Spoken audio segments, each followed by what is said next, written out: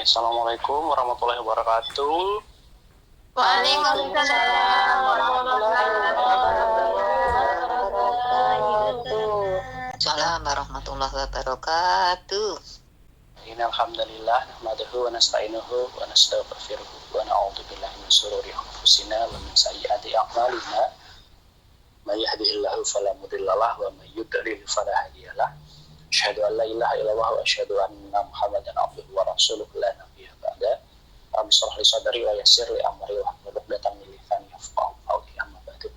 Alhamdulillah, pada kesempatan pagi hari ini kita masih diberikan nikmat yang luar biasa oleh Allah Subhanahu wa taala, masih bisa hadir bersilaturahim dan diberikan nikmat kesehatan, keluangan waktu, sehingga kita semua bisa dalam kondisi yang sehat fisik, sehat jiwa, sehat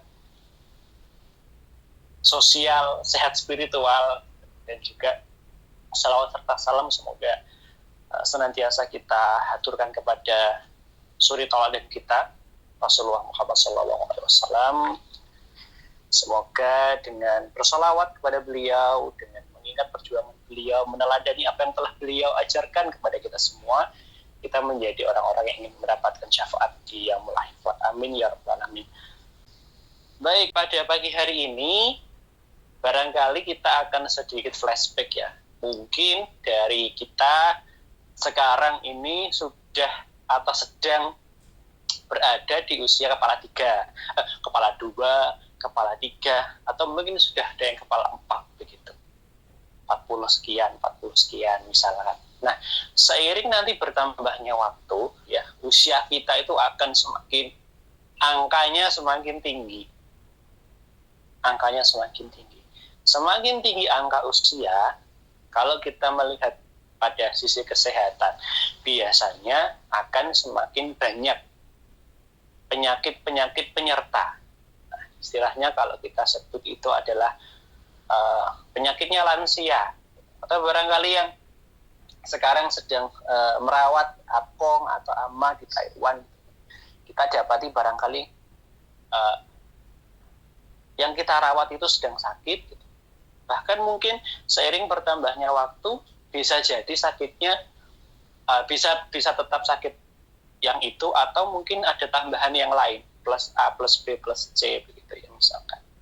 Nah, para jamaah sekalian, penyakit yang terjadi pada usia-usia yang semakin senja itu lumrah.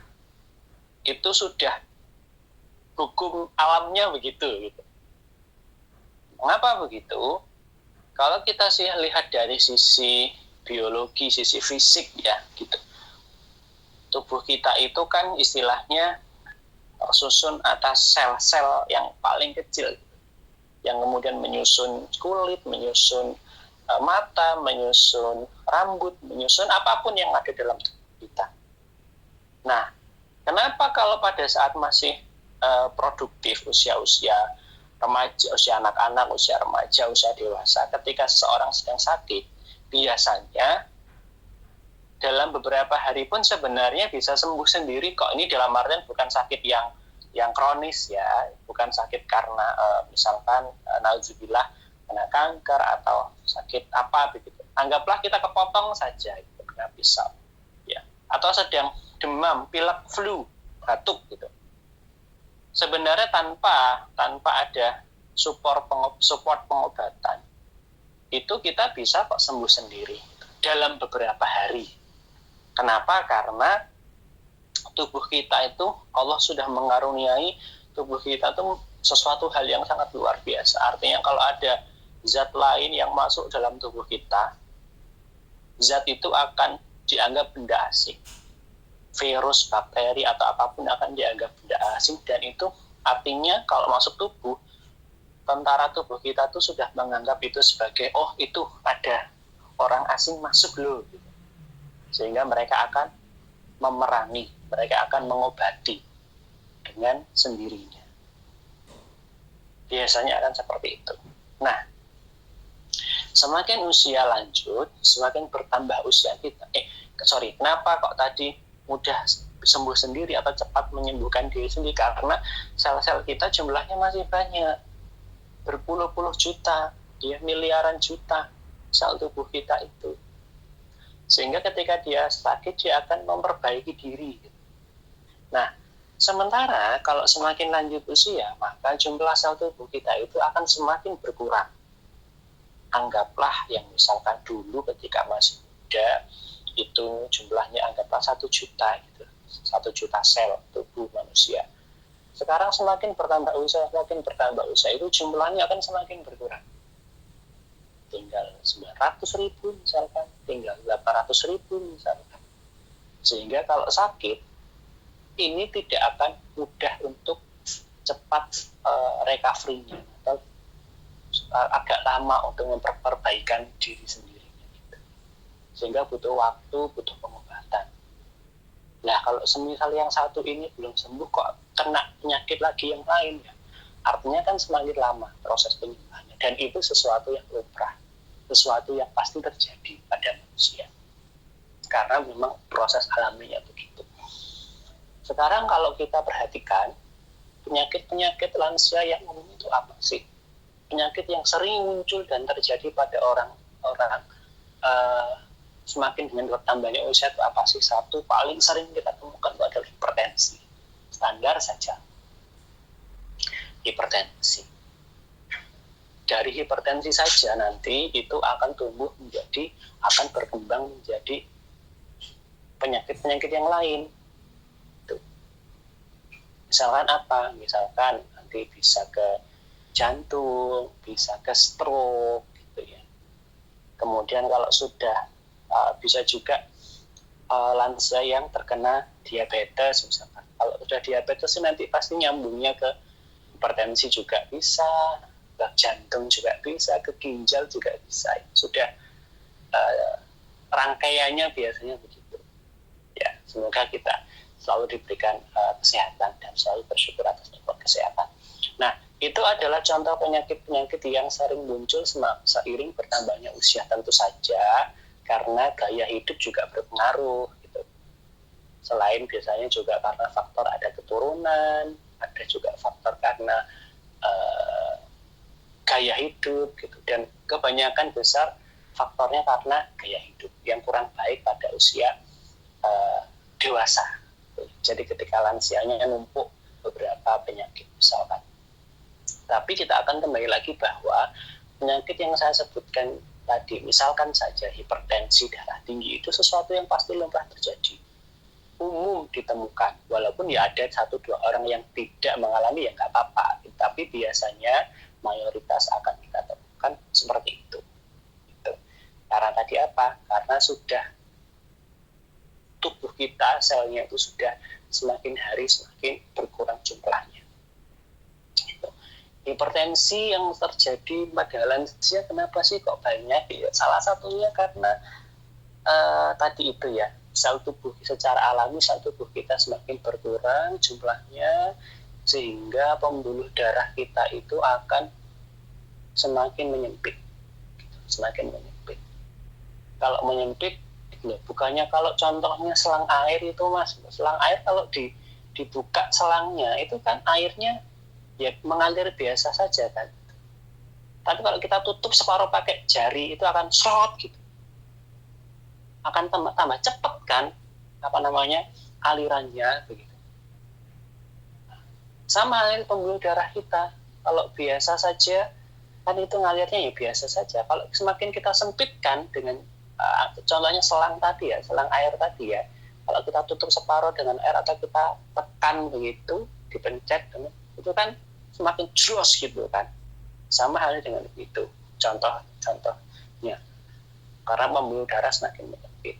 Sementara Bapak Ibu sekalian, Ibu jamaah sekalian, darah itu membawa oksigen yang kita hirup, juga membawa zat makanan yang kita makan. Yang ini ya, oksigen itu di dalam tubuh kita itu seperti halnya LPG, kita ibaratkan begitu. Terus zat makanan, nutrisi yang kita makan itu ya bahan makanan yang akan diolah tubuh kita menjadi energi kan gitu. Nah, Berarti kan ada yang dimasak dan ada yang akan memasak gitu kan. Ya oksigen tadi, ya LPG tadi. Bayangkan kalau kemudian itu darah itu yang membawa mereka berdua, kemudian alirannya pelan.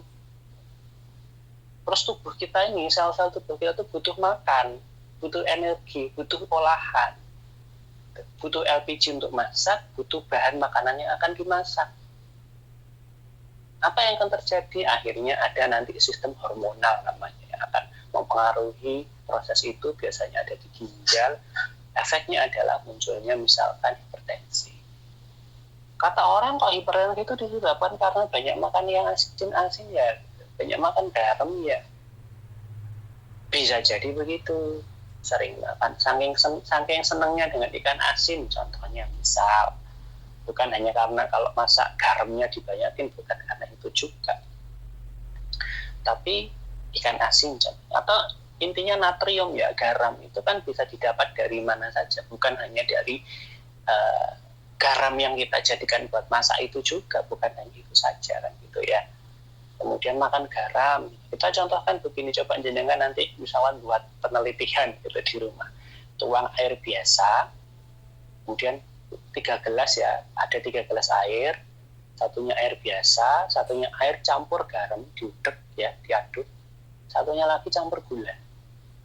Kalau jenengan nanti perhatikan ya, konsistensinya, kepekatan air itu akan berbeda-beda. Yang air biasa tadi ya akan seperti air biasa. Nah, sementara kalau dikasih garam dan satunya gula, itu kalau diperiksa dia itu akan semakin pekat. Contohnya kalau jenengan manasin gula saja, jadi karamel, itu kan pekat gitu ya. Ya sama halnya kayak begitu. Nah, artinya kalau semakin airnya pekat, kan kalau dia mengalir semakin lama. Nah, contohnya seperti itu. Kalau darah kita membawa garam yang banyak, membawa gula yang banyak, ya alirannya dia akan pelan. Sementara tadi itu ya, tubuh kita tuh butuh makanan, zat makanan. Darah itu kan membawa zat makanan dan oksigen tadi ya. Ya kalau yang darahnya, alat transportasinya ini, mobilnya ini jalannya pelan gara-gara kebanyakan gula dan garam misalkan. Ya, zat makanan dan oksigen ini kan tidak segera sampai di sel tubuh kita, tidak segera diolah. Akibatnya apa? Tadi kembali lagi sistem hormonal yang ada di ginjal menstimulasi keluarnya hormon, akibatnya muncullah hipertensi.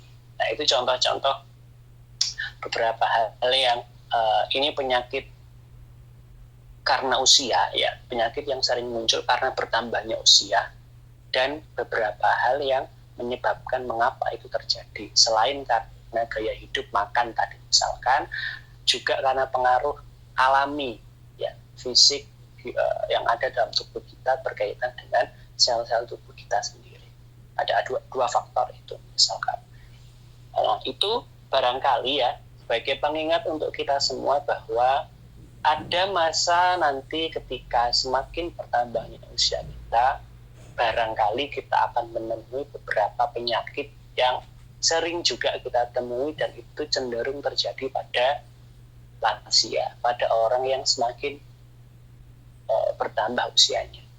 Semoga dari sekarang ya, barangkali kita bisa menjaga kesehatan kita, bisa menjaga pola hidup kita, agar itu menjadi tabungan kesehatan ketika usia kita angkanya nanti semakin bertambah.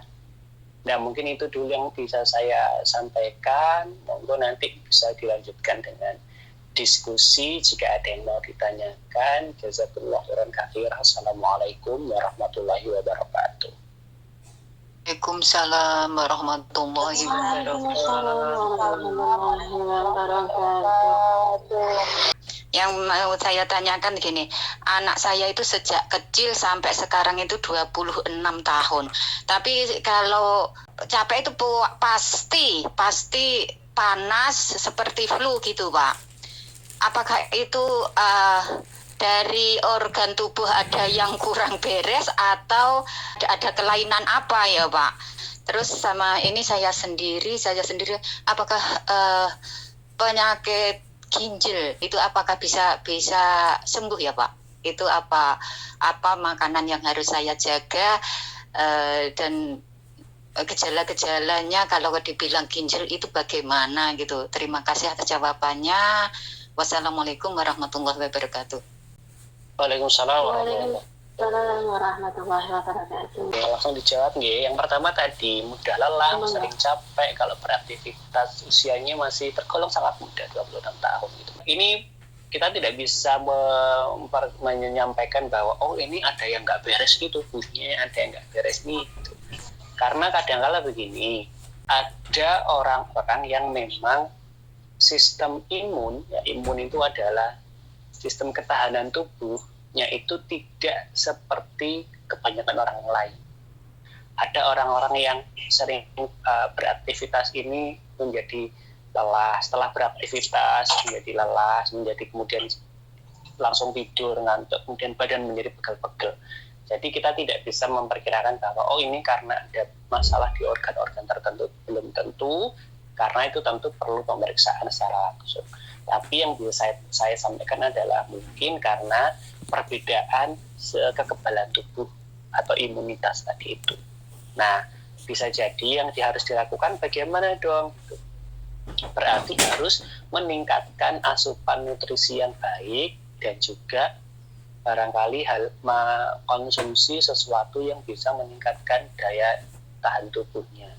Misal dengan konsumsi vitamin, dengan makan makanannya dicoba untuk makan makanan yang bergizi lah, yang banyak gizinya, sayuran, buah, ikan, daging gitu misalkan.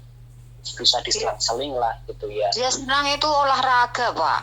Olahraga itu senang sekali, tapi kalau sudah beberapa bulan gitu kok tidak pijet, pasti ya gitu, seperti flu panas terus dingin gitu.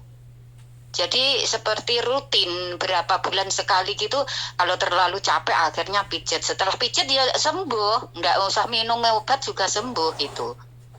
Senang dia gitu, senang olahraga. Iya. Ikut KS itu juga. Iya, nggak apa-apa. Maksudnya ya nggak apa-apa ikut olahraga. Artinya adalah olahraga itu kan mengeluarkan energi, nggih, contohnya.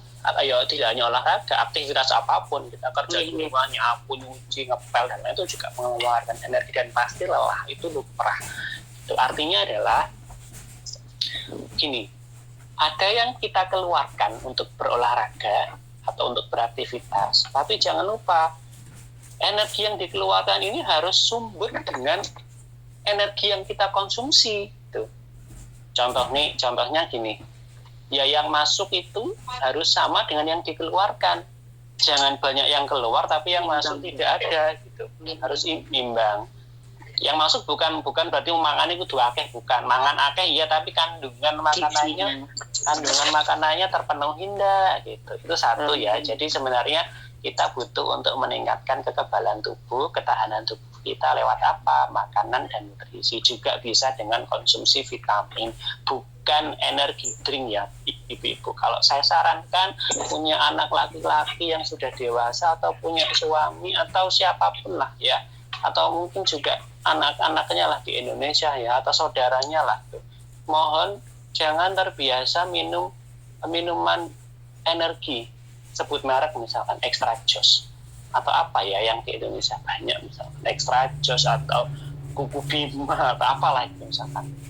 Kalau misalkan ya juga nggak makan itu, nggak minum itu, nggak bertenaga, nggak bisa kerja dan lain-lain. Ibu jamaah sekalian, oke, dalam jangka waktu tertentu silahkan konsumsi itu. Kalau nggak minum itu menjadi tidak berenergi, tidak kuat kerja. Tapi lama-kelamaan jenengan semua mengorbankan ginjalnya. Hati-hati. Semua minuman energi itu ya punya efek yang kurang bagus untuk ginjal. Dan saya dulu di rumah sakit sering kali menemukan kondisi pasien yang gagal ginjal karena apa? Ternyata dia punya riwayat selalu minum Extra Joss. Mostly, sering kali. Kenapa Pak? Karena saya misalkan kerja saya tuh di sawah Mas, tani gitu. Minum Extra Joss gak kuat mergawe gitu. Iya, tapi dampaknya apa? Anda mengorbankan ginjal Anda dalam jangka waktu sekian tahun. Dan itu kasihan sekali ibu-ibu sekalian, masih muda-muda. Artinya masih usia 20-an sekian lah, 27, 28, 30-an lah gitu. Itu sudah seperti itu kondisinya. Dan saya sering menemukan kondisi begitu, dan itu nggak bagus. Dua, ini mumpung nyambung dengan tentang minuman berenergi tadi itu. Kalau Pocari Sweat gimana Mas? Pocari Sweat mah nggak apa-apa. Pocari Sweat itu kayak cairan infus itu sekalian. Kalau di rumah sakit dengan pernah cairan infus, isinya tuh sama dengan Pocari Sweat. Isinya kandungannya itu sama, cuman kalau Pocari Sweat sudah dikasih sedikit rasa, makanya bisa diminum. Ya kalau mau jenengan tahu kandungannya cairan infus itu apa sih? Gula sama garam diaduk. Oralit, kalau jenengan waktu kecil barangkali sering anak-anaknya dulu pernah minum, ya kandungannya sama kayak begitu. Isinya adalah seperti itu, nggak apa-apa kalau Pocari Sweat. Tapi yang saya sebutkan tadi ya, minuman energi itu dikurangi. Jamu, yang suka ngudek jamu ya di Indonesia barangkali dulu jamu dekan dulu pernah saya sampaikan juga kalau nggak salah. Kalau minum jamu ya, ampasnya itu jangan diminum. Lo kan diudek Mas, iya diudek boleh, tapi tunggulah sampai ampasnya itu turun. Jangan ikut diminum. Kalau ikut diminum itu lama-kelamaan tidak bagus untuk ginjal kita. Ginjal kita tuh nyaring ibu-ibu, nyaring apapun yang masuk tubuh kita. Hati-hati ya, kalau sering dikurangi lah kalau bisa. Atau kalau suka minum jamu udekan ya, saran saya disaring gitu. Loh, ikut nanti nggak enak ya misalkan, atau nanti kita kekurangan kurang ampuh lah gitu. Yang namanya obat, yang namanya hambar gitu. Nah, tapi ya monggo ya, itu artinya pilihan bahwa kita mau nabung untuk tubuh kita itu untuk jangka yang singkat atau untuk jangka panjang gitu ya. Artinya gini, ada banyak pilihan tergantung kita mau milih. Ini masukan saja dari saya. Nah, kembali ke pertanyaannya yang tadi bahwa ya asupan nutrisi di makanannya, kemudian jangan lupa asupan sistem kekebalan tubuhnya ditingkatkan dengan banyak makan yang bergizi, dan juga bisa minum multivitamin. Ya, multivitamin yang kapsul pil itu banyak dijual di mana-mana. Kalau saya pribadi, saya tiap hari dan istri itu tidak minum meningkatkan kekebalan tubuhnya itu dengan habatus sauda itu loh Bu. Merek apapun terserah, monggo. Jinten hitam itu loh. Jinten hitam madu tiap hari satu sendok madu. Kemudian habatus saudanya sehari 2 kapsul gitu. Jinten hitam itu loh, kan banyak dijual di toko-toko, bukan di Indonesia. Saya dulu ke Taiwan tuh pasti kalau pulang ke Indo bawa berapa botol gitu ya. Beli beberapa botol. Itu adalah kekebalan tubuh yang kita buat. Jadi kita tidak minum obat-obatan yang atau multivitamin yang kimia dari pabrik enggak, tapi kita nyari yang memang masih herbal alami gitulah gitu ya. Itu mungkin bisa dicontoh untuk menjaga tubuh kita. Ya minum madu tiap hari, minum habatus sauda tiap hari. Barangkali begitu. Ya intinya itu. Kemudian tadi kalau nggak pijet itu nggak sembuh atau harus dipijet, atau misalnya tiap 1 bulan sekali, 2 bulan atau 3 bulan sekali kudu pijet gitu Mas yo, nggak minum obat apapun dipijet aja pasti sembuh. Nah ini kadangkala juga sama dengan contohnya begini, jenengan kalau misalkan pernah ketika di Indonesia dulu pernah nggak gini, sakit apapun pokoknya kalau sudah ke mantri A atau dokter B kudu disontek, pokoknya lah gak sontek gak mari, pokoknya disontek pasti langsung sembuh gitu. Pernah nggak begitu? Mungkin ada yang pernah begitu. Kenapa? Ini adalah efek psikologis Ibu sekalian, Bapak Ibu sekalian, ya jamaah sekalian. Kadang-kala jenengan nggak akan tahu, kadang-kala kalau ada yang nyontek itu isinya tuh kadang-kala sekedar vitamin C saja, sekedar vitamin B kompleks saja. Orang saya dulu kalau masih di Indonesia kadang-kala kalau sedang kurang enak badan gitu ya, saya ini butuh vitamin, ya sontek vitamin C ya, langsung ngambil vitamin C, buka disontek sendiri gitu, atau minta disontekkan teman gitu, sontek dong gitu, vitamin C, ini sudah musim hujan nih, nanti pilek-pilek segala macam, misalkan begitu. Nah kita nggak ngerti kan, yang disontekkan itu pernah nggak jenengan disampaikan ini adalah apa obatnya? Kadangkala itu bisa hanya vitamin saja, atau bisa sama kalau di kami misalkan orang kesehatan tahunya namanya placebo. Placebo itu apa? Bisa jadi itu hanya sekedar seperti cairan infus saja disuntikkan ke jenengan, tapi Anda merasa sudah disuntik obat lalu saya sehat. Itu namanya apa? Efek psikologis, bahwa kalau kita nggak minum kopi nggak kuat, kalau kita nggak ini kita nggak sembuh, kalau kita nggak ini kita nggak sehat. Itu namanya adalah efek psikologis, bahwa ya tadi itu contohnya gampang, kopi lah. Saya itu kalau nggak minum kopi mas, tiap pagi pasti malah saya pusing. Kalau saya nggak minum kopi pasti saya nggak kuat kerja, misalkan kayak gitu. Itu namanya adalah efek psikologi yang terjadi karena kita sudah terbiasakan, otak kita ya sudah terbiasakan kita menerima hal seperti itu. Contohnya tadi, kalau misalkan nih, saya nggak pijet, yo aku nggak mari. Kalau nggak pijet, yo nggak kuat kerja, misalkan kayak gitu. Nah, itu namanya ada efek psikologis yang terjadi, karena itu sudah terbiasakan dari yang sebelum-sebelumnya. Misalkan seperti itu. Terus tadi nyambung ya pertanyaannya ke Ibu, yang kaitannya dengan penyakit ginjal. Sebutan umumnya penyakit ginjal, tapi kita tuh punya banyak jenis sebenarnya. Batu ginjal, ada batu ureter, ada infeksi ginjal, ada memang gagal ginjal akut, ada gagal ginjal kronik. Kita akan lebih spesifik ke gagal ginjal akut dan gagal ginjal kronis. Kalau bedanya akut sama kronis itu apa sih mas? Gitu. Bedanya adalah waktu bagi ibu sekalian. Jadi gini, disebut akut itu kalau suatu penyakit itu terjadi di bawah rentang waktu 6 bulan. Kalau sakit 6 bulan, 3 bulan terus-menerus itu namanya kondisi akut. Tapi kalau sudah lebih dari 6 bulan sampai kemudian setahun, bertahun-tahun, maka itu namanya kronis. Tahu ya bedanya ya. Jadi sebutan kondisi sakit akut dan kronis itu dibedakan berdasarkan waktunya 6 bulan kurang dari dan lebih dari 6 bulan. Kurang dari 6 bulan namanya akut, lebih dari 6 bulan sampai bertahun-tahun namanya adalah kronis. Kalau kondisi kalau sakit ginjalnya karena batu ginjal, ya bisa disembuhkan lewat apa? Ya dikeluarkan ginjalnya, dipecah ginjalnya, kan gitu. Kalau gagal ginjal, apa yang dilakukan? Tergantung nanti tahapannya sampai mana. Tergantung nanti tahapannya sampai tahapan mana. Kalau masih akut, ya masih bisa diperbaiki, masih bisa diberikan tata laksana tindak lanjut, mungkin obat-obatan, mungkin dengan tindakan-tindakan medis, begitu. Kalau sudah kronis, nanti juga dilihat, ya pemeriksaannya tergantung nanti. Ada juga pemeriksaan kondisinya air kencing itu ada kandungan apa saja, gitu.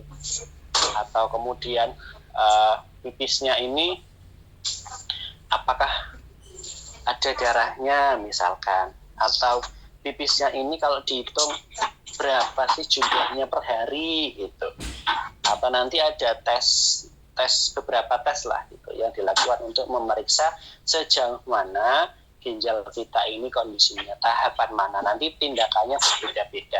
Apakah kalau sudah orang bilang ini sakit ginjal bisa nggak disembuhkan? Kembali lagi nggih, tergantung seberapa besar atau sampai mana stase ya tahapan dari penyakit ginjal tersebut. Kalau masih kondisi akut, insya Allah masih bisa diperbaiki. Dengan cara apa? Ya dengan konsumsi tindakan-tindakan pengobatan. Nah, di samping itu juga memperbaiki gaya hidup. Artinya jangan makan makanan yang sekiranya itu kurang bagus untuk ginjal. Contohnya apa? Misalkan tadi ya saya sebut minuman berenergi atau banyak minum minuman bersoda. Gitu. Ini minuman rasa-rasa macam-macam lah. Berarti nggak boleh mas, boleh, tapi cukup saja, jangan berlebihan. Gitu. Kemudian makan makanan tentunya yang baik untuk kondisi ginjal dan juga menjaga hipertensi. Kenapa? Karena yang disaring di ginjal itu adalah darah kita, ibu-ibu sekalian. Jadi ginjal itu fungsinya seperti saringan. Dengan kalau punya saringan di rumah, itu kalau kita saringannya semakin kecil, ya semakin rapat, maka dia akan nyaring semakin banyak yang disaring kan. Gitu misalkan artinya ya yang tertampung semakin banyak. Tapi kalau saringannya lebar-lebar atau sudah ada yang jebol, itu bablas saja bisa jadi kan gitu. Ternyata banyak sedikit yang bisa kita saring, tapi yang bablas ikut kebuangan banyak. Nah itu contohnya ginjal itu seperti itu dalam tubuh kita. Dia itu fungsinya nyaring segala macam yang masuk ke dalam tubuh kita, khususnya yang lewat cairan, lewat darah. Nah kalau kita makannya nggak karu-karuan, minumnya nggak karu-karuan, yang kemudian itu beban kerjanya ginjal kita itu menjadi besar, kan kasihan ginjalnya. Ginjal tuh kecil loh, sebesar apa? Sebesar kacang, sebesar kacang merah lah, yang bentuknya persis sama kayak gitu, agak bengkok gitu. Itu di kanan kiri. Nah, kasihan kan kalau ginjal kita itu kerjanya seperti itu, sementara kita dengan santai, dengan riang gembiranya makan dan minum tanpa menjaga apa yang masuk dalam tubuh kita. Itu ya. Jadi kalau kesimpulannya tergantung nanti sampai pada tahapan mana kondisi atau sakit ginjalnya. Tapi semuanya ada treatment atau ada pengobatan. Insya Allah begitu. Semoga menjawab. Bapak saya itu kan suka mengkonsumsi jamu, dan sekarang sudah ada 2 penyakit. Kemarin prostatnya sudah dioperasi, dan sekarang mau melakukan langkah yang kedua, yaitu batu empedu. Nah, saya sebagai anak, langkah apa yang harus dilakukan untuk mengatasi batu empedunya bapak saya itu? Untuk jawabannya saya ucapkan terima kasih. Mohon maaf batin. Wassalamualaikum warahmatullahi wabarakatuh. Waalaikumsalam warahmatullahi wabarakatuh. Tadi saking Bu Nurul Aini nggih. Nggih. Nggih, matur suwun niku pertanyaannya dan ngapunten. Nah, ini jamaah sekalian ngapunten yang tadi saya contohkan. Batu empedu itu juga terjadi karena tadi contohnya bapaknya Bu Nurul Ain tadi lama minum jamu ya, misalnya kayak gitu, jamu Jawa kalau mungkin orang Jawa. Nggih, betul. Kalau dikasih tahu ya ngeyel gitu bapaknya. Ini kan sudah ini kayak yuk itu ngeyel tuh sudah pasti begitu. Semakin tua, semakin lansia, sikap manusia itu akan semakin seperti anak-anak, ibu-ibu. Kalau jenengan mungkin sekarang merawat akung sama amah itu kadang kok sawangane ngeyel yo, wong tua iki ngono misalkan ngampunan pakai bahasa Jawa. Itu karena sudah itu alami. Nanti kita kalau sudah lansia, kita juga akan seperti itu. Ya, itu sudah alami seperti itu. Setiap lansia nanti dia akan secara psikologis dia akan kembali seperti anak-anak gitu, dikandani ngeyel gitu ya, dilarang ini malah dikerjakan gitu, sama kayak anak kecil gitu. Dan itu alami Bapak Ibu sekalian, itu kita harus mempersiapkan itu. Nah, yang tadi saya contohkan ya, ternyata tadi minum jamu itu juga punya efek pada batu empedu. Batu empedu itu dari mana sih? Dari endapan tadi juga bisa, dari endapan udekan jamu tadi itu juga bisa. Itu bisa numpuk di empedunya, akhirnya jadi batu. Tindakannya diapakan? Dioperasi, dikeluarkan. Lewat apa? Bisa lewat dioperasi, dan tentu juga ada tambahan obat-obatan yang harus dikonsumsi. Itu contohnya. Itu untuk batu empedunya nggih. Gitu. Jadi harus dilakukan adalah empedunya dikeluarkan, ya, diobati. Terus jangan lupa tindakan atau perilaku yang kurang bagus yang ternyata memperburuk kondisi empedunya itu kalau bisa dihindari. Contohnya apa? Ngombe jamu, ya mohon dihentikan. Atau kalau nggak bisa langsung berhenti, diusahakan pelan-pelan, dikurangi sampai nanti lama-lama stop. Jadi percuma nanti kita lakukan tindakan operasi, dikeluarkan batunya, tapi gaya hidup kita, perilaku kita masih melakukan hal-hal yang sama yang itu bisa memperparah kembali batu empedunya. Mungkin seperti itu jawaban dari saya. Bapak saya Yati mau bertanya Pak, itu kalau mengonsumsi dari jamu ramuan yang yang diiris-iris direbus itu Pak, bagaimana itu Pak kalau yang seperti itu setiap hari konsumsi itu, karena menghindari dari obat-obat yang kimia, jadi membuat jamu sendiri yang digodok gitu Pak, yang digodok kayak ada kunir semacam jahe gitu dan daun-daunan gitu Pak. Bagaimana kalau seperti itu, apakah juga ada efeknya efek yang tidak baik Ingat mohon pertanyaan dari saya ucapkan terima kasih atas waktu itu. Wassalamualaikum warahmatullahi wabarakatuh. Assalamualaikum warahmatullahi wabarakatuh. Waalaikumsalam warahmatullahi wabarakatuh. Ya, saya Kalimah Bapak dari Majelis Taklim Iwamid On Air. Pertanyaan saya seperti ini Bapak ya. Saya itu umurnya sudah 40 ke atas Bapak ya.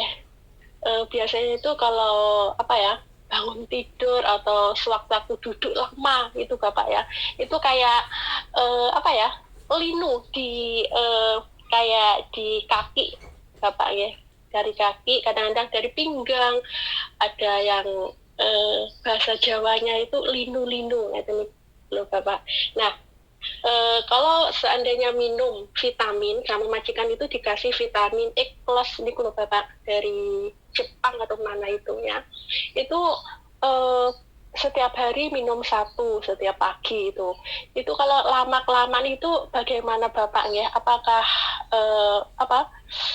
pada ginjal itu apakah membuat tidak baik atau gimana seperti itu, karena kalau minum itu tuh di badan tuh enak seperti itu, setiap hari itu nggak merasakan linu-linu atau sakit seperti itu Bapak, terutama yang intinya kayak duduk lama di kaki itu ya, nanti kalau berdiri itu kayak orang tua itu loh Bapak, kayak linu-linu seperti itu lah. Ya, terima kasih Bapak jawabannya. Wassalamualaikum warahmatullahi wabarakatuh. Oh iya Bapak, saya pernah periksa di rumah sakit seperti itu, karena dulu itu saya kekurangan air, ada ginjal seperti itu, karena itu suruh minum paling enggak 1 hari itu 18 seperti itu ya. Terima kasih Bapak. Tadi pertanyaan yang pertama tentang godok-godok ya, ramuan godok sendiri. Kalau saya justru sepakat dan lebih memilih untuk godok-godok sendiri daripada beli yang bahan kimia itu ya. Saya juga kadang kalau misalkan kayak gini nih, sedang pilek, anak pilek batuk ya, beberapa minggu ini pilek batuk terus beler terus ya kita buat sendiri gitu dari jahe. Kadang kalau saya sendiri malah air panas jahe, kemudian kadang kalau ada yang variasi lain kadang kayu manis, terus tak kasih ketumbar gitu, kasih air panas, udah nanti airnya diminum. Nggak usah gula kalau saya, nggak usah gula gitu ya macam-macam ramuan ya, mau ngomong gue saja nggak masalah, itu kan insya Allah bahan-bahan alami lah, jadi artinya lebih sedikit dampak kimianya dalam tubuh kita. Jadi kalau dengan punya kebiasaan godok sendiri, misalkan entah itu jahe, entah itu daun-daunan gitu, kembali lagi kalau daun-daunan semisal ternyata jenengan ada yang ternyata saya haluskan dulu, kalau bisa disaring ya, apapun yang kemudian jenengan haluskan dan itu ada ampasnya, kalau bisa mohon untuk tidak dikurangi untuk dikonsumsi itu. Jadi kita hanya butuh airnya saja, saripati dari zat-zat yang sudah, dari bahan-bahan yang sudah kita siapkan tadi itu, insya Allah dia akan ikut bersama dengan airnya gitu ya. Jadi nggak perlu pakai ampasnya, monggo silahkan godok-godok sendiri, godok dedaunan apalah gitu ya. Kadang kan kalau mungkin di Indonesia barangkali lebih banyak, atau di Taiwan juga banyak kan kadang-kali yang kadang-kala kalau kita dengan, saya pernah lihat itu kalau di toko-toko herbal Cina itu juga ada kan ya, akar-akar atau apa yang dikeringkan, itu juga bagus, nggak apa-apa jenengan kasih air panas gitu, nanti diaduk airnya diminum, itu juga nggak masalah, silahkan gitu. Untuk pertanyaan yang pertama tadi. Yang berikutnya tadi adalah Saya lupa tadi ada 2 pertanyaan ya, saya sampai lupa. Tapi yang saya ingat yang terakhir tadi tentang apa tadi? Ngapunten, bisa diulangi mboten Bu yang pertanyaan terakhir? Yang terakhir apa yang kedua Bapak? Ya, yang dua-duanya jenengan wawan 2 kali nih kalau nggak salah. Oh nggih, kalau yang terakhir Bapak yang biasanya kalau umur 40 ke atas itu kalau berdiri lama atau mungkin bangun tidur itu tuh terasa apa ya? Linu semuanya seperti itu Bapak. Mungkin di tangan atau di kaki. Tapi kebanyakan itu di pinggang atau di kaki itu kayak jalan itu loh Bapak yang di telapak kaki. Kaki biasanya di situ. Terus kalau minum vitamin itu setiap hari itu bagaimana Bapak ya? Apakah baik atau tidak? Karena saya selama ini sudah menghabiskan 1 botol yaitu isi 270 yang plus itu Bapak. Ya, terima kasih Bapak. Apa namanya tadi yang masalah sering pegel gitu, sering pegel. Iya, ini tadi yang saya sampaikan di awal, semakin bertambah usia kita maka tubuh kita semakin banyak cepat pegel-pegel, itu lumrah itu. Nah, ya jadi ya nggak apa-apa gitu, pegel-pegel yang sekarang yang kalau sudah terjadi pegel apa yang harus dilakukan kan begitu. Ya, berarti 1, jaga makanannya agar tetap banyak nutrisinya. Kemudian diusahakan untuk bisa entah itu tiap pagi atau tiap sore gitu. Itu jenengan kalau terbiasa mungkin sering merendam dengan air hangat boleh. Karena apa? Merendam air hangat itu bisa melebarkan pembuluh darah. Sama halnya kalau orang di Indonesia itu keroan itu sebenarnya sama dengan orang donor darah. Secara mekanismenya ya, karena dia itu melebarkan pembuluh darah sehingga kemudian keroan itu fungsinya melebarkan pembuluh darah, makanya sampai merah-merah kayak gitu kan. Nah, itu tujuannya adalah semakin lebar pembuluh darah maka oksigen dan nutrisi itu semakin banyak di dalam tubuh kita bersirkulasi, mengalir sehingga cepat sembuh sakitnya. Yang saya sampaikan tadi, donor darah itu sama dengan bekam. Nah, itu mengeluarkan darah itu persis sama modelnya. Jadi melebarkan pembuluh darah. Nah, jadi berbicara tentang melebarkan pembuluh darah itu bisa juga dengan air hangat. Mungkin tiap sore atau tiap malam mandi air hangat. Atau bagian tubuh yang sering linu-linu itu kalau bisa, kalau kakinya misalkan rendam aja, direndam pagi atau mau tidur itu direndam pakai air hangat sebentar di baskom gitu ya, atau apalah yang bisa kaki bisa masuk gitu ya, dibak gitu. Mohon maaf Bapak, kalau dikasih kayak teman-teman katanya dikasih garam itu bagaimana Bapak? Apa cuka? Nggak apa-apa gitu sebenarnya. Ya itu kan sebenarnya isinya natrium ya. Ya monggo saja, nggak apa-apa, nggak masalah. Tapi dengan air hangat pun sebenarnya juga nggak apa-apa kok gitu. Sudah, karena fungsinya sebenarnya rendaman hangat itu tadi itu melebarkan pembuluh darah agar sirkulasi dan aliran darah kita itu lancar. Itu kemudian air hangat itu juga bisa digunakan untuk mengurangi nyeri. Kalau ada nyeri, linu atau apapun itu bisa dibantu dengan yang seperti itu tadi misalkan. Nanti kalau konsumsi vitamin, apakah itu tadi ada konsumsi vitamin nih pertanyaannya nih, atau konsumsi obat tadi lah gitu, atau apalah yang dari majikan gitu. Ya kita tidak tahu ya maksudnya isi kandungannya itu seperti apa gitu. Apakah itu bentuknya cairan seperti sirup gitu atau pil Bapak, pil hitam kuning kecil-kecil itu Bapak. Ya kita nggak ngerti itu dengan kandungannya apa, ya nggak masalah sebenarnya dikonsumsi, tapi imbangi dengan minum air. Tadi kalau disampaikan harus 8 gelas sehari, iya 1 hari ya. Jadi 8 gelas itu bukan 8 gelas yang gede-gede gelas buatan gitu, tapi kalau kita orang ngapun, kalau saya orang Jawa ya, kita bilangnya gelas blimbing itu, gelas blimbing atau gelas yang model blimbing. Nggih ngertos. Itu 8 gelas sehari, atau yang sekarang nggak tahu kalau dulu zaman saya kecil tuh orang jualan es yang gelasnya ada pegangannya itu loh. Ya kayak gelas bling-bling tapi ada pegangannya itu boleh itu maksudnya. Itu kan ada banyak ya itu ukuran segitulah 8 gelas sehari. Itu bagus. Tapi catatannya adalah setiap orang itu punya aktivitas yang berbeda sehingga terkadang kebutuhan air itu pun bisa berbeda.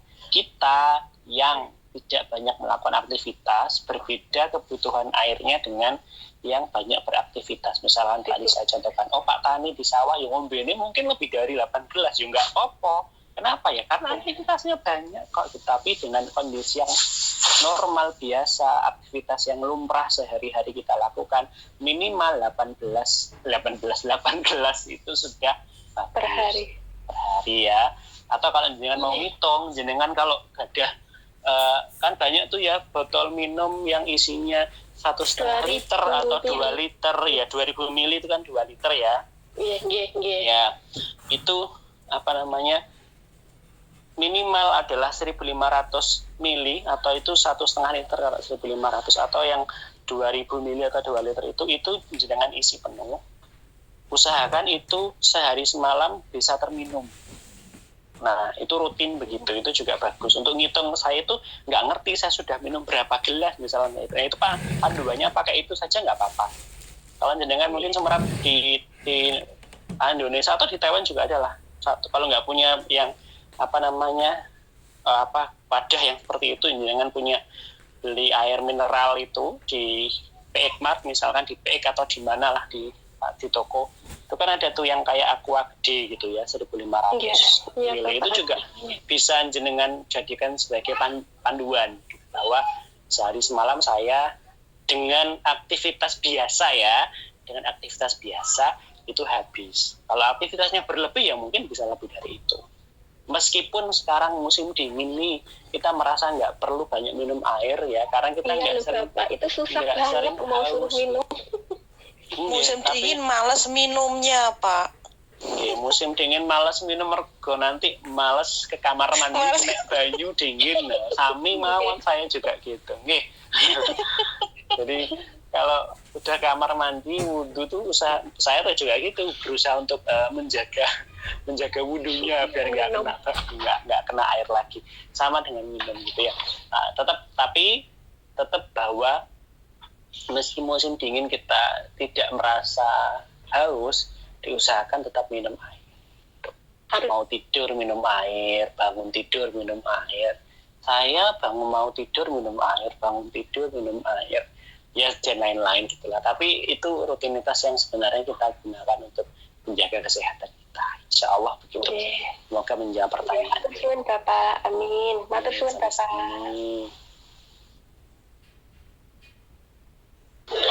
Ya, alhamdulillah, terima kasih atas penjelasannya, dan kepada ibu-ibu mungkin sampun paham ya atas penjelasannya tersebut dari bapaknya. Ya, sampun boten nggih pertanyaannya Bapak. Oke, mungkin punten barangkali cukup dulu ya. Semoga bisa kita sambung di pertemuan yang akan datang. Insya Allah kalau masih ada pertanyaan. Oke. Nyuwun barokah doanipun Bapak, sampun boten wonten pertanyaan. Baik, sebelum mengakhiri agenda kita pada pagi hari ini, mari kemudian kita menundukkan kepala sejenak, kemudian beristighfar. Barangkali selama kita beraktivitas dalam pengajian hari ini ada hal-hal yang kurang berkenan yang kita lakukan. Qulillahumma malikal mulk tu'til mulka man tasya' wa tanzi'ul mulka mimman tasya' wa tu'izzu man tasya' wa tudhillu man tasya' biyadikal khair innaka 'ala kulli syai'in qadir. Tulijul laila fil nahari wa tulijul nahara fil laili wa tukhrijul hayya minal mayyit wa tukhrijul mayyita minal hayyi wa tarzuqu man tasya' bi ghairi hisab. Allahumma innaka ta'lamu anna hadhihi al-qulub qad ijtama'at ala mahabbatik wa taqat ala ta'atik wa tawahadat ala ta'atik wa tahadat ala nusrati syari'atik fawafiqillahumma rabitataha wa atimuddaha wahdiha subulaha واملأها بنورك الذي لا يخلو واشرح صدورها بفيض الإيمان بك وجميع التوكل وأحيها بمعرفتك وأمتها على شهادة في سبيلك إنك نعم المولى ونعم النصير. اللهم آمين. وصلى اللهم على سيدنا محمد وعلى آله وصحبه وسلم. سبحان ربك رب العزة عما يصفون وسلام على المرسلين والحمد لله رب العالمين. السلام عليكم ورحمة الله وبركاته. Waalaikumsalam warahmatullahi wabarakatuh.